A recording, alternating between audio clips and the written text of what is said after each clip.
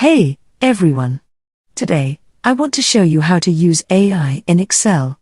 For this, first, we want to open MS Excel. To do this, just go to the bottom left of your laptop screen. Here, you will type Excel. After typing Excel, just hit that button, and Excel will open in front of you. Hey, we will see how we can integrate ChatGPT in Excel. For this, first of all, we want to go to the Insert tab. So, click on the Insert tab.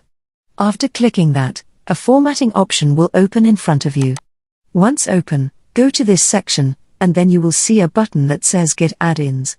So, click on Get Add-ins. After clicking that, another formatting option will open in front of you.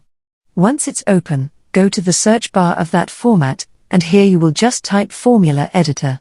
After typing Formula Editor, just hit the Enter button, and loading will start.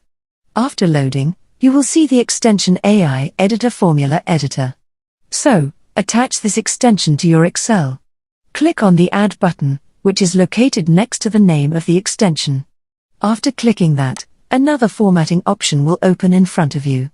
Once it's open, go to the bottom of that format, and then check this button. After checking, a Continue button will appear. So, click on Continue. After clicking, the format will close, and you can see at the top that your AI Edit formula has been attached to your Excel. So, please click on it. After clicking, go to the first option of that format and click on it. After clicking, we can easily use this format from the right side after signing in. Because this is a version of ChatGPT, that's the way to use AI in Microsoft Excel. If you found this video helpful, please like it, and don't forget to subscribe to this channel. Thank you for watching this video.